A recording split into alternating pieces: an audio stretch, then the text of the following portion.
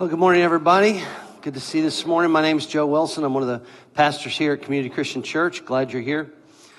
You know, for the bulk of the summer, we have been looking at the life of Jacob from the Bible. He's one of the main characters early on in God's story.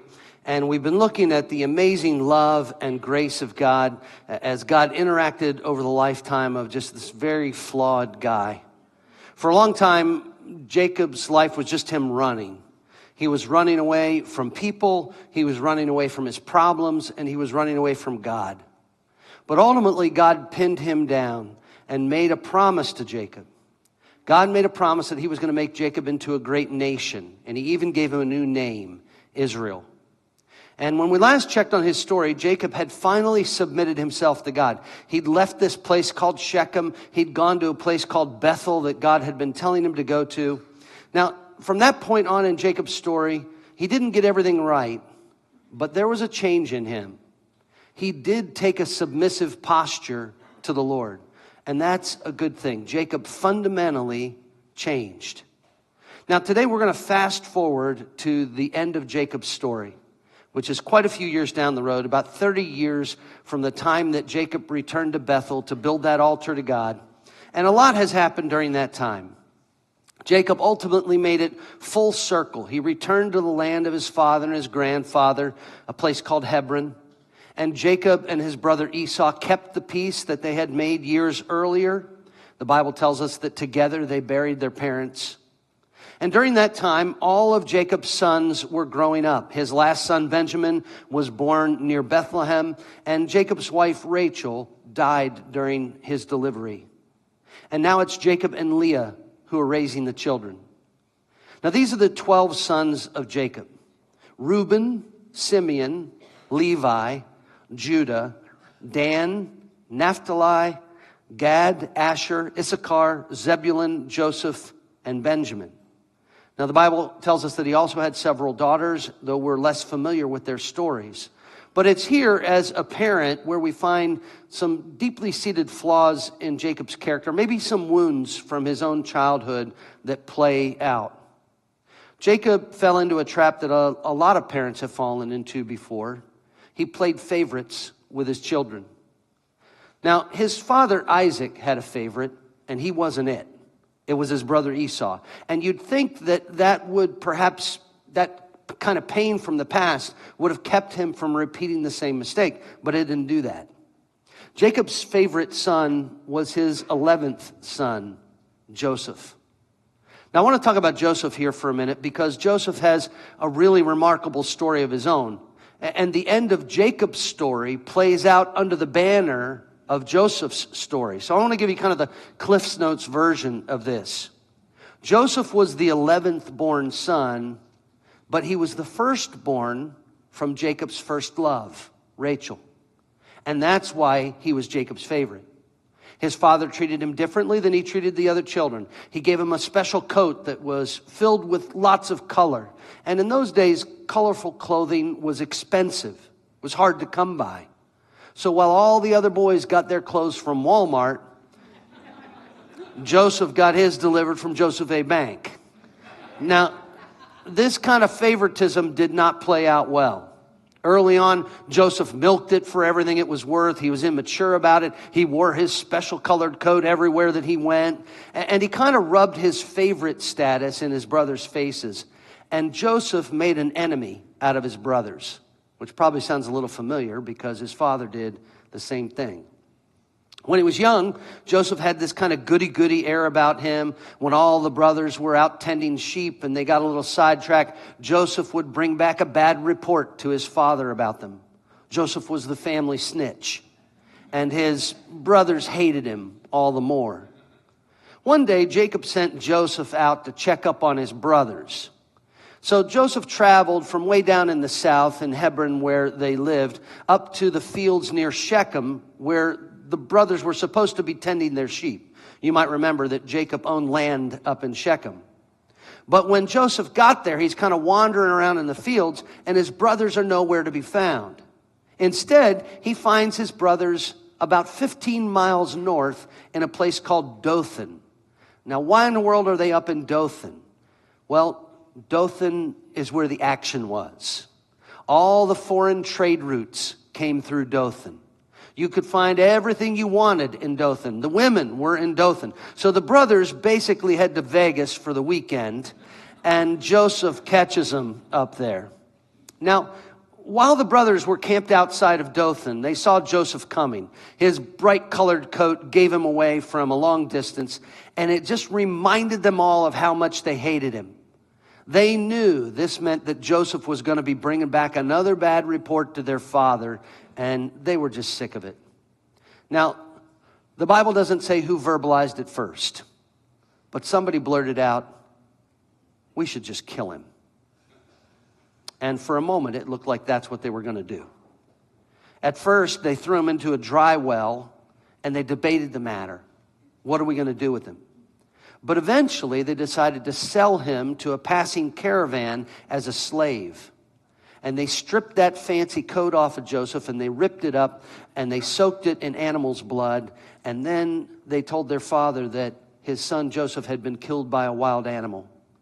And heartlessly, they watched Jacob grieve over the loss of his son. Meanwhile, Joseph was sold off into slavery 450 miles away in Egypt. Now, I would really encourage you to read all of Joseph's story, because as messed up as Jacob was, Joseph is the opposite. He does a lot of things right in some really difficult circumstances.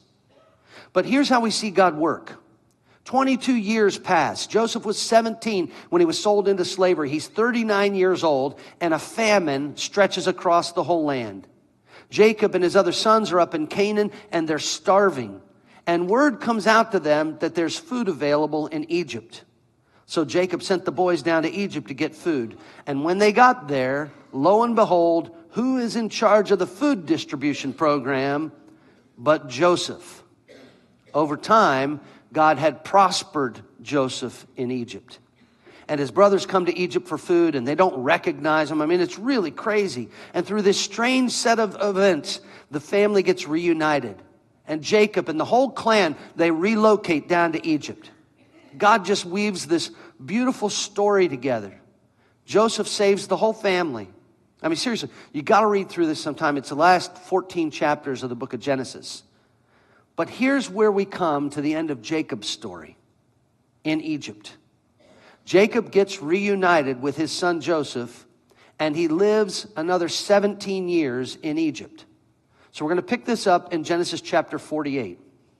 It says this: "Sometime later, Joseph was told, 'Your father's ill.'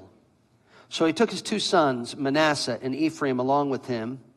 And when Jacob was told, 'Your son Joseph has come to you,' Israel rallied his strength, and he sat up on the bed. Jacob said to Joseph, 'God Almighty appeared to me at Luz,'" that's Bethel. "He appeared to me in the land of Canaan, and there he blessed me, and he said to me, 'I'm going to make you fruitful and increase your numbers. I'll make you a community of peoples, and I'll give this land as an everlasting possession to your descendants after you. Now then, your two sons born to you in Egypt before I came to you here will be reckoned as mine. Ephraim and Manasseh will be mine, just as Reuben and Simeon are mine. Any children born to you after them will be yours. In the territory they inherit, they'll be reckoned under the name of their brothers.'" So let's just think about what's happening here for a moment. Jacob is in the final stretch of his life. He's in the end of days. And so word gets sent out to his children, "Your dad's not doing too good." And so Joseph comes and he brings his two sons to see his father. Now at first, Jacob is just talking to Joseph, and he makes Joseph a promise here. And it's something incredible. He says, "I'm going to put your two sons in my will.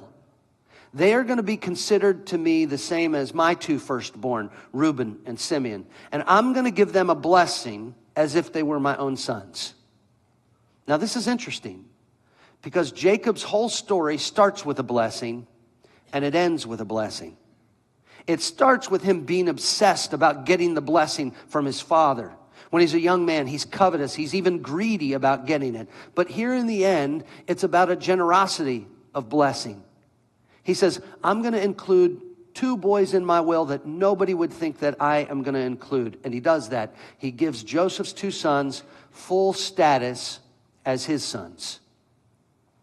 You know, when we read through the Bible, you read through the Old Testament, you will read about the tribes of Israel. You ever heard that phrase about the tribes of Israel? What is that all about? Well, they're talking about the descendants of Jacob when they talk about the tribes of Israel. God changed Jacob's name to Israel, and each of his sons had descendants. And so they started kind of their own tribe, as it were. There was the tribe of Benjamin. There was the tribe of Judah. But interestingly, when you read the Bible, there's no tribe of Joseph, Jacob's favorite son. You won't find that. Why? Well, Joseph got a double blessing through his sons. You will find the tribes of Ephraim and the tribe of Manasseh. They're prominent. Those are Joseph's two sons. And it's all about this promise that we're reading about right here. And I want you to notice, by doing this, Jacob is expanding the promise of God. He is now including 2 Egyptian boys born to their Egyptian mother into the promise of the inheritance of God. And that's a foreshadowing that one day God's blessing is going to be for everybody. So he makes this promise to Joseph, and then he calls the boys in. Notice, when Israel, that's Jacob, when Israel saw the sons of Joseph, he said, "Who are these?" "They're the sons God has given me here," Joseph said to his father. Then Israel said, "Bring them to me so I may bless them." Now Israel's eyes were failing because of old age, and he could hardly see. Joseph brought his sons close to him, and his father kissed them and embraced them. Israel said to Joseph, "I never expected to see your face again. And now God has allowed me to see your children too."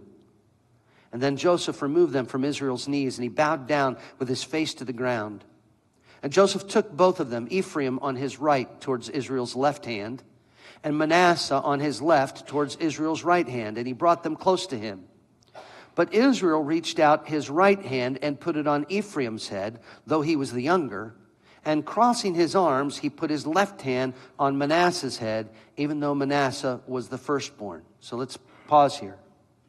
You might remember way back when Isaac was passing on the blessing, Jacob tricked him because Isaac couldn't see well. When Joseph brings his sons in before Jacob, Jacob can't see very well. He doesn't know who they are. He says, "Who do we have here?" And Joseph arranges the boys. He puts Manasseh, the oldest, on Jacob's right. He puts Ephraim, the younger, on Jacob's left. And Jacob crosses his hands when he goes to bless the children. He puts his right on the younger. He puts his left on the older. And I want you to notice Joseph's reaction. The Bible says this: when Joseph saw his father placing his right hand on Ephraim's head, he was displeased. So he took a hold of his father's hand to move it from Ephraim's head to Manasseh's head. Joseph said to him, "No, my father, this one is the firstborn. Put your right hand on his head." But his father refused and said, "I know, my son, I know. He too will become a people, and he too will become great. Nevertheless, his younger brother will be greater than he." Now get this, Joseph protests. He says, "This isn't right." And Jacob says, "I know exactly what I'm doing." Pipe down there, you whippersnapper. I'm doing the Lord's work here. And it's in this place that we meet up again with a theme that we find throughout Jacob's life, and we find this theme throughout the Bible. God is up to something that's really different than our expectations. I think it's summed up really well through these verses in Isaiah that say, "For my thoughts are not your thoughts, and neither are my ways your ways, declares the Lord. As the heavens are higher than the earth, so my ways are higher than your ways, and my thoughts higher than your thoughts." Think about that. This is the kingdom that God is bringing about. And it's different than our earthly rules, and it's different than our earthly customs. You know, Jacob's grandfather, Abraham, was promised a son. And he had a son, and he named him Ishmael. But God wasn't going to bring about his blessing through Ishmael. God was going to bring about his blessing through the younger son, Isaac. Isaac had 2 children, Esau and Jacob. Esau was the older, but it was through Jacob that God was going to bless the world. Jacob says, "Joseph, don't you see? God is bringing about a kingdom that doesn't work like earthly kingdoms work." You know, in those days, they followed something called primogeniture, firstborn. The oldest had the favor. The firstborn gets the blessing. The firstborn got the bulk of the inheritance. I wonder, just by a show of hands, how many people here today are the firstborn? Look around. Primogeniture doesn't sound so bad to you guys, does it? No, you're all in. How many of you, the youngest child like me? Sounds like a bad deal to us, doesn't it? In those days, it was about prominence and birth order. It's not that way with God. God does not operate by our rules. In fact, God's kingdom, in his kingdom, it kind of works in a counterintuitive way. In God's kingdom, the meek inherit the earth, not the power hungry. In God's kingdom, your life only makes sense the more you give it away. In God's kingdom, you're going to achieve greatness by being a servant. In God's kingdom, fulfillment comes when you put other people before you put yourself. This is the upside down kingdom of God. Have you ever understood this for yourself? That the call of Jesus in your life is to reorder things. Put all the cultural measures aside. The cultural measures don't mean anything in God's kingdom. In God's kingdom, it's about what's going on inside of you, not what things look like on the outside.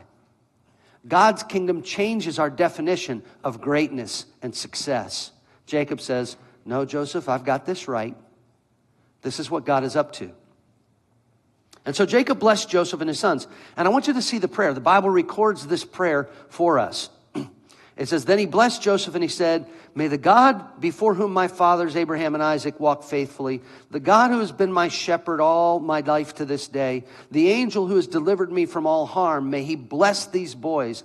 May they be called by my name and by the names of my father Abraham and Isaac, and may they increase greatly on the earth. And the Bible says he blessed them that day and said, in your name will Israel pronounce this blessing. May God make you like Ephraim and Manasseh. And so he put Ephraim ahead of Manasseh. Now, there's a lot for us to process here, but right away, I just want you to see the progress that Jacob has made.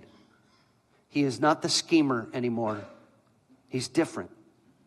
And Jacob uses this great phrase in this prayer when he talks about God. Notice he says, the God who has been my shepherd all my life to this day. Man, if you've been hanging around through this whole study this summer, did you ever think you'd get to a place where Jacob has this kind of perspective? Such a great word picture. Because how did Jacob make a living? He was a shepherd. He tended flocks for his father. He tended sheep and goats for his father-in-law. He went into the family business for himself. Shepherding is what he knew best. He knew all the ins and outs of what it meant to care for sheep. His identity was tied to being a shepherd. In fact, when Jacob first comes down to Egypt and he's reunited with his son Joseph, Joseph says, now, Dad, I'm going to take you in to meet Pharaoh. This is a really special thing here. Now, I want to kind of prepare you for this. When you meet the Pharaoh, you need to know Egyptians don't think too highly of shepherds. In fact, shepherding is kind of a detestable task to Egyptians. So maybe soft pedal what you do for a living when you go in to see my boss. And Joseph brings his dad in before the Pharaoh, and Jacob gets all flustered, and he said, hi, my name's Jacob, I'm a shepherd. This is who he was. He understood sheep. Sheep are quirky. Philip Keller was a sheep rancher, and years ago he wrote a book about shepherding and God's shepherd, and he asserted that it's no mistake that the Bible repeats this image of God being a shepherd and us being sheep. He wrote, sheep require more attention than any other livestock. They just can't take care of themselves. They make a mess of things on their own. He says that unless a shepherd moves a flock of sheep along, they will ruin a pasture. They will eat every blade of grass down to the nub until a fertile pasture is nothing but a barren field. And sheep are nearsighted, and they're incredibly stubborn, and they're easily frightened. And an entire flock can be stampeded by a single jackrabbit. And sheep have little means of defense. They're timid. They're feeble creatures. If a predator comes, their only recourse is to run if there's not a shepherd there to protect them. And sheep have no homing instincts. You know, a dog or a horse or a cat or a bird, they can find their way home. But a sheep, if it gets lost, it's a goner unless somebody goes out to find it. Jacob says, God has shepherded me all my life until this day. And if God has shepherded him, what does that make Jacob? He's a sheep. He finally realizes it. That it was God who shepherded him when he was on the run from his brother and gave him a reassuring dream. It was God who shepherded him away from his father-in-law when their relationship became untenable. God shepherded him through his reconciliation with his brother. God shepherded him through his disobedience when he settled in Shechem instead of going to Bethel. And God shepherded Jacob through a famine, and he restored his family. Jacob is here at the end of his life. He's almost blind, but he sees this clearly. God has been my shepherd all along. Have you gotten to this place? Are you able to see your life with this kind of perspective? I mean, it takes a certain level of spiritual maturity to get here. Because sometimes when you're in the place of darkness, when you are in the midst of painful circumstances, it is easy to lose sight of God. Because our pain is so intense that that's what we focus on. We fixate on it. We think about it all the time. But God can shepherd us through the darkest moments in our life if we will just look to him. And listen, there is such comfort in finding the shepherd, in turning to the shepherd in your difficulty. And there's such unnecessary pain when you run from him. Are you looking to the shepherd of your life every day to help you and to guide you? Can you see him? You know, life under normal circumstances is pretty hard, but you throw a few curveballs at us and it can knock us off our feet. In a group this size, there are people here who have weathered or who are weathering a season of depression. And it's hard. And it is dark when you're there. And it's hard to be motivated about much. And it's tough to find hope. But there is help. And there is hope. And there is a shepherd that you can seek. There are people here who have battled or who are battling physical sickness. You know, some sickness is for a time, and other aches and pains we live with our whole life. My mother lived with paralysis on the left-hand side of her body for more than 40 years. Sometimes you get sick and your body gets better. Sometimes you carry chronic pain. There are times that your body heals, but your spirit, you just know inside you haven't fully gotten there. No matter where you're at, there is a shepherd who can lead you through your pain. Maybe you have just gutted your way through a season of grief or disillusionment. Or perhaps you're in the middle of it right now. And on the outside, you're going through the motions and you may look okay. And people might look at you and think, well, everything's just fine. But in your spirit, you know things aren't all right. There is a shepherd who can guide you through your grief. Where do you go when life gets hard? Who do you look to? Do you have the spiritual maturity to notice that there is a shepherd who wants to lead you? He is available to you. My wife Stephanie and I have a blended family, 6 adult kids between us. Recently, Stephanie's middle son Connor relocated out west for a job. And we've been through this before because my youngest son Jonathan lives out across the country. But this is new for Connor, and it's new for us to let him go, and it's a tough transition for all of us, so we've been on the phone a lot. You know, when you're a long way from home, there is comfort in hearing a loved one's voice. You ever notice that? Maybe when you first went off to college and you're feeling a little bit homesick, and you call home and you hear your mom's or your dad or a sibling's voice, and there's something about it. Or maybe your job requires you to travel and you find yourself on the road a lot. And when you're a long way from home and you're in the middle of one of those trips and you call back and you hear the voice of your significant other, and it's just so reassuring and it grounds you. Or maybe it's like a relationship you have with an old friend and you haven't seen him for a while. And even though you haven't seen each other for a long time or you're not in touch very often, all it takes is a short talk and you find your heart at rest. Haven't you ever used the phrase, it's good to hear your voice? Jesus said this, my sheep hear my voice, and I know them, and they follow me. Are you looking to the shepherd? Are you listening for the shepherd's voice? in the midst of your turmoil. Well, Jacob finally got to this place where he just saw it so clearly. God's been shepherding me all my life long. Surely the Lord's been with me, and I didn't even realize it sometimes. Such a great place to be.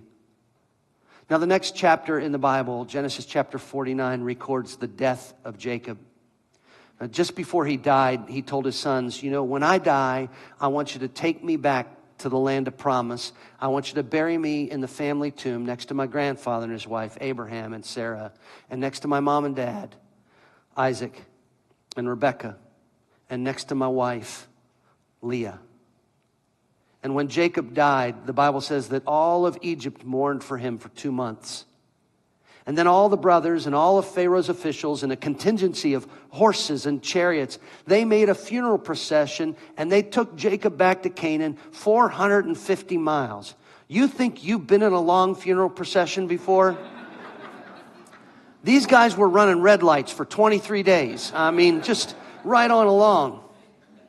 It took over 3 weeks to get them there. My very first job as a vocational minister, I served a small congregation in West Virginia.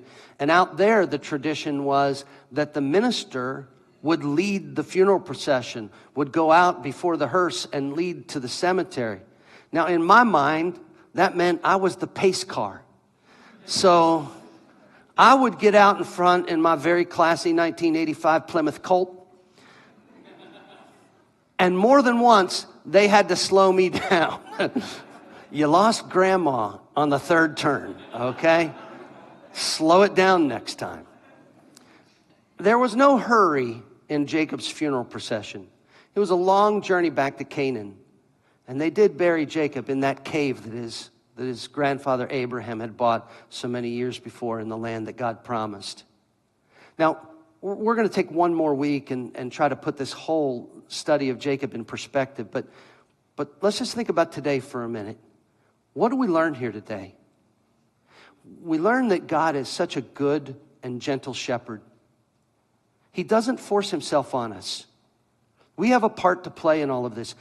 We've got to be open to his shepherding. We've got to be humble. We need to look for it and ask for it. Now, Jacob didn't always do that, but when he looked back on his life, he could see how faithful God had been to him at every single turn. Whatever season you find yourself in right now, know that God is capable of being your shepherd, and he will shepherd you through this. Now, that doesn't mean that it may not be painful. It may not mean that some growth won't be required, but he will bring purpose out of the pain, and he will be faithful to you if you let him. If you are in the whirlwind right now, get yourself close to the shepherd. Listen for his voice. That is the place to be. You know what else we learned? We learned that people can change. You really can teach an old dog new tricks. I mean, after wandering and running from God for such a long time and doing it his own way over and over, Jacob finally submits to God. He humbles himself. He starts cooperating with God. For such a long time, Jacob just kept making a mess of things. But God never gave up on Jacob. We give up. We give up on people. We give up on each other. But you look at Jacob, he is not a young man when he changes. He is very, very mature in age. People can change. You can change. The people around you can change. Jacob had just been flirting with God for so many years, and then he finally stepped in, and he went all the way. He went the distance. He got obedient. It's never too late. Fred Craddock tells the story of his family. He said, my mother took us to church when we were younger. She took us to church and Sunday school. My father didn't go. He just complained about Sunday dinner being later when she came home. Through the years, sometimes the preacher would call on our home and my father would say, I know what the church wants. Church doesn't care about me. All the church wants is another name, another pledge. Another name, another pledge. Revival speakers would come to town, they'd visit our home, and we'd host them for dinner, and my dad would say, church doesn't care about me. All the church wants is another name, another pledge. Craddock said, if I heard my dad say it once, I heard him say it 1,000 times. The church doesn't care about me. All they want is another name, another pledge. He says, towards the end of his life, my dad got throat cancer. He's in Veterans Hospital, had surgery, couldn't talk. And Craddock flew in to spend time with his dad. And he walked into the hospital room, and it was filled with flowers and plants and cards, almost all of them from people in the church. He said people came and prayed with my dad from the church. They visited with him regularly. They brought meals to my mom. He said my father saw me pick up a card and read it. And he took a scrap of cardboard off the back of a Kleenex box. And he scribbled a line from Shakespeare's Hamlet. In this harsh world, draw your breath in pain to tell my story. He said, Dad, what's your story? With a trembling hand, he wrote on the cardboard, I was wrong. I was wrong about the church.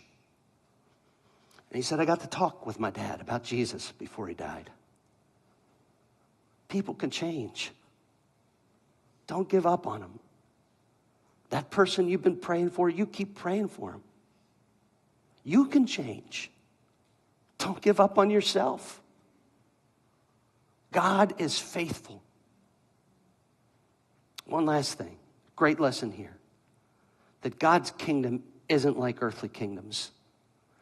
There is no primogeniture, passing things on through the oldest son. It's not about inheritance laws. It's not about Jacob blessing the older child, because God doesn't work like we work.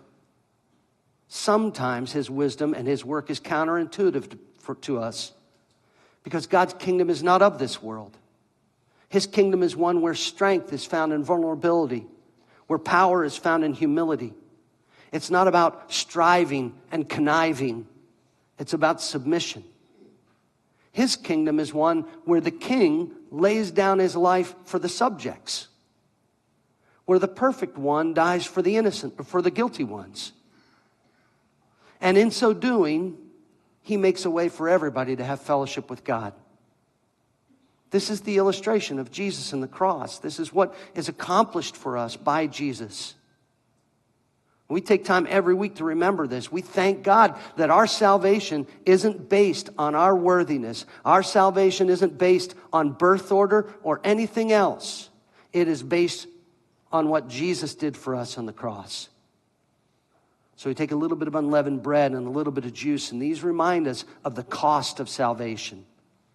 The king who dies for his subjects, the perfect one, the innocent one who suffers the punishment for all the guilty ones.